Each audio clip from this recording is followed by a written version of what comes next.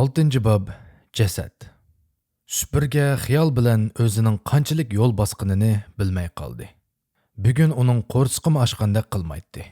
Biror yerda to'xtab, eshakni o'tqa qo'yib, aram olg'izish xiyoliga kelmaydi. Harg'an, ichirqigan eshak beshini to'van qilib, o'rinliq bilan qadam oladi. Ba'zida yo'l ustida ko'kirib turgan tikanlik o'tlarni ko'rganda to'xtab, uni yalmab elib ko'shaydi-da, yana mengib ketadi.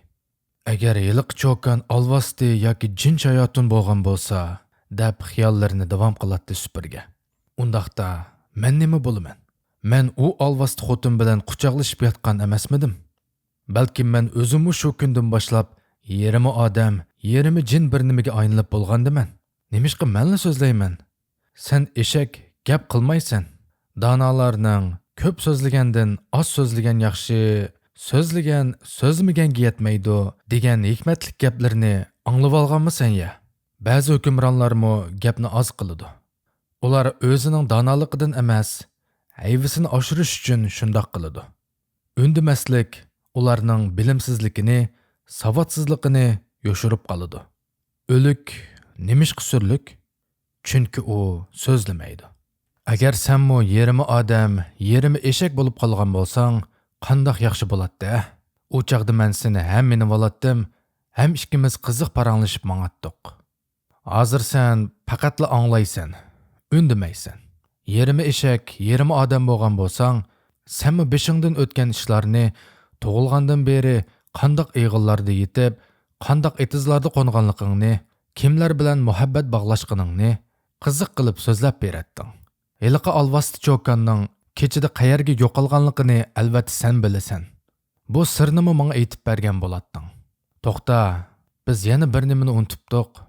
Heliqi xotinlar alvasti bo'lgan taqdirda ularning menga bergan tillasi nima bo'ladi?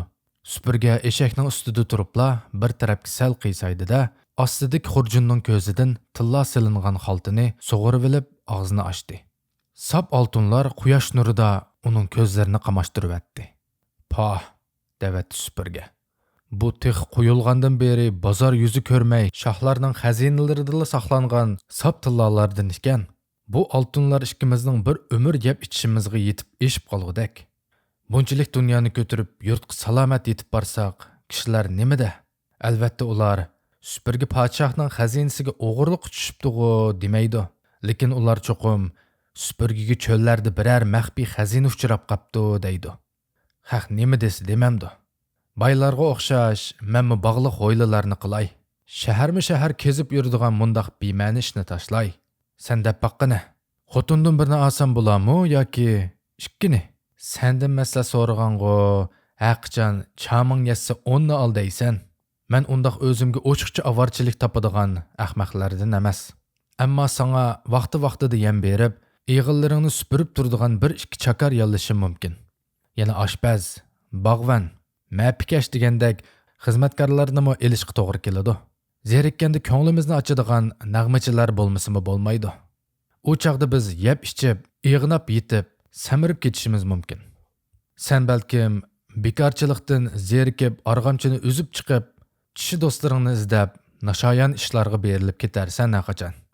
Shunga donolar bir odamga, bir eshakka semizlik yarashmaydi deb to'g'ri aytgan. Insof bilan aytganda, bu kishining haqqi. Uni behuda sarf qilishga haqqimiz yo'q.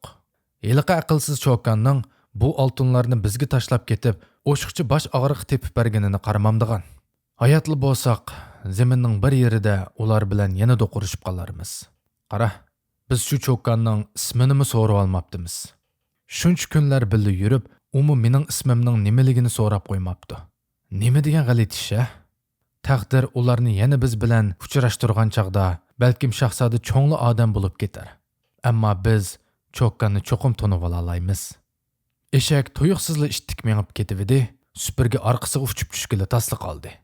"Ey, sen aramdan bo'lgan" deb xafa bo'lib ketdi u eshkiga. "Meni yiqilib o'lsin, oltinlar o'zimga qolsin, pulni ayamay xajlab, yuzlab xotin olay demoqchimisan?" Supurga beshini ko'tirib qarab so'zdan to'xtab qoldi. Yiroqdan bir yezining daraxtlari ko'ringan bo'lib, eshak shu yerda to'xtab aram elishga oldirgan edi. Supurga eshkiga varqirab ketdi. "To'xta, Sen bugün nim boldun? To'xta. Shu qig'iningga men bugun sana bir uchunmi yem bermayman, deb eshigining chulvirini tatdi u. Qara, av yerga nimancha ko'p odam yig'ilib olgan. Yeziga kirib ketadigan yo'l ustidagi ko'rik keniga bir to'p odam o'lishib olgan bo'lib, ular nimalar to'g'risidadir g'ulg'ula qilishmoqda edi. Qiziqchilik ko'rishga xushtor supurga eshigining beshini shu tarafga burdi. Odamlar to'piga yaqinlashganda eshigidan sakrab tushib, to'pning o'ttirsidagi hamma odam ingishib qarayotgan yerga qistilib o'tdi. Subhanalloh! Supurga u yerda yo'lning to'pisiga milinib yotgan bir jasadni ko'rdi. Bu heliqi bovoq shahzodining jasadi edi. Jasadning beshini kimdir bir kesib aketgan edi. Men sahardala uydan chiqib, suv ilish uchun bu ko'rik tarafga qarab kelyotdim, deb o'zining ko'rganlarini yangi kelgan har bir odamga hikoya qilib beryotdi bir bovay. Qarasam, bir xotin qo'lida ana ovi bovoqni ko'tarib, do'nglik tarafdan tushib kelib o'tibdi. Bizning yeziga atiganda kelayotgan bu kimdir o'zi deb qoldim. Shu chog'da mana bu yo'lning agmisidan bir necha otliq lashkarlar chiqib qoldi. Yiliqi otliqlar ayolni ko'rib, "Ey xotin, to'xta, nega ketib borsan? To'xta!" deb varqirdi. Men bu gaplarni aniq anglab turdim. Yiliqi ayol qo'lidagi bolasini bag'riga mahkam besib, ko'rik tarafga qarab yugurdi. Otliqlar otlarini choptirib kelib bir damdala uningga yetishib oldi. Mana mushu ko'rikning beshida ular bir-biri bilan elishib ketdi. Ya Allah! Ömrümde men unda qabul xotinni ko'rmagan ekanman. U orqasidan qo'g'lab kelib, beshiga qamchi salgan lashkarni bir tartibli otning ustidan so'rab tushdi. Qo'lidagi bolasini tortib olmoqchi bo'lgan yana bir lashkarni bir tepik bilan orqasiga uchirib etdi. Bola xirqirab yig'lab ketdi. Lashkarlar qilichlarini sug'urib olishdi. Men qo'rqinimdan ana ovi chatqalliqning orqasida dumli tushib mo'kinib oldim. Otlarning duperlashgani, qilichlarining nimalargadir urilib, jaranglagan ovozlarini anglab turdim. Bir chaqda pitparaqchilik besilgandek bo'ldi. Beshimni ko'tarib qarasam, lashkarlar kiyim-kechaklarini qiqib, etining to'sh bog'larini chingitib o'tibdi. Bir lashkar yerdan bir nimani ilib bir xaltaga silib, otga g'anjug'ilagandek qilib qoldi. Ondan otlarga minishib, orqasiga yenib ketishdi. Qo'rqinimdan put-qo'limda jon qolmabdi. Ular ketgandan keyinmi xeligacha o'rnimdan tura olmay qoldim. "Ishtonchi, ishtoningga saqtu buva", deb chaqchaq qildi kimdir biri uningga. "Chaqchig'ini qo'y", deb terikdi buvay. Shuning bilan o'rnimdan turib, bir besib, ikki besib kelib qarasam, bu yerda bolaning jasadi yetibdi. Kallasi yo'q. Arvoyim urkidi. Suvnimi ammay mahallaga qarab yugurdim. Mahalladagilarga xabar yetkazib, odam boshlab keldim. Mana shu gap. Ayolchi, deb oldirab so'rdi supurga bovayning gapi oxirlashishi bilan. Shuningga aqli mayron. Ayolning nega yo'qolib ketganini menmi bilmay qoldim. Balki qo'rqiningdan sen obdanroq sap salmagansan. Ular ayolni bog'lab aketgandi. Yo'q, deb beshini silkib rad qildi bovay. O'zim qeri bo'lsam-mu, ko'zim xili ro'shan.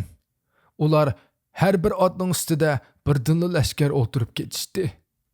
Men aniq ko'rdim. Ular yiroqlab ketgandan keyin bu yer kelib, u yoq bu yoqqa qarabmi, hiliqi ayolning qarsini ko'rmadim yoki u qechib jinini daldiga olgandir. U qochgan taqdirda otliq lashkarlar birdamdila qo'g'lab yetadi-ku. Uçup osmonga chiqib ketdimi-ya, deb kulib qo'ydi bovay. Supurga xuddi uchib ketayotgan ayolni ko'rdigandek osmonga qarab qo'ydi. Atrofdagilar yana bu voqea haqidagi g'ulg'ulaga tushib ketdi. Supurgining yerda yotgan jasadga qarab ko'ngli bir qismi bo'ldi. Qandoqla bo'lsin, u bu bola shahzoda bilan bir qancha kun birga hamsafar bo'lgan edi. Supurga to'pning ichidan chiqib eshikka mindi-da, ko'pchilikka qarab unlik so'zildi. "Ay xaloyiq, man qaranglar. Men yo'ldan o'tib ketayotgan bir yo'lovchiman. Kallasi ilingan bu balaning kimligini sizlarmi bilmaydi ekansizlar? Menmi bilmayman. Mayli kim bo'lsin, uning jasadi yo'l ustida. Mushundoq ochiqchilikda tashlanib tursa bo'lmaydi-da.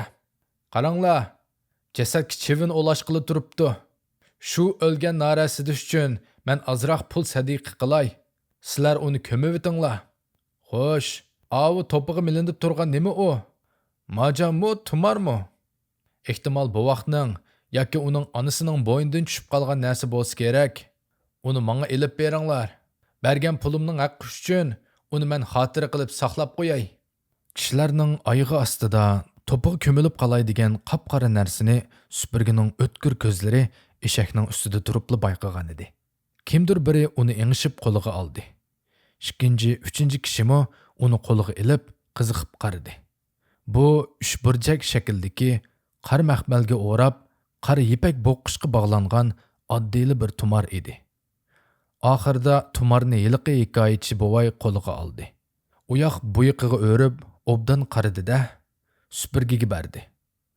Supurga qo'yindan bir necha tillani ilib, buvayning olqiniga tashildi. Sap oltin quyosh nurida vallida chaqnab, buvayning olqiniga jiranglab tushdi. Ohoy! Deb hayronlikda yenik tinishdi atrofda turganlar. Xudo senga rahmat qilsin, sehi yo'lovchi, dedi buvay. Supurga qo'shilib, eshigini devitib, ittik mengib ketdi. Demak, deydi supurga o'z-o'ziga. Ordining shahzodani izlab chiqqan lashkarlari uning kallasini kesib akitibdi. Ularga ordida bu qashqun shahzodaning kallasi uchun nurg'un mukofot berishidi. Sirliq yeri yiliq cho'kan qayerga g'oyib bo'ldi? Supurga amdi u cho'kanning olvos ekanligiga haqiqiy ishondi.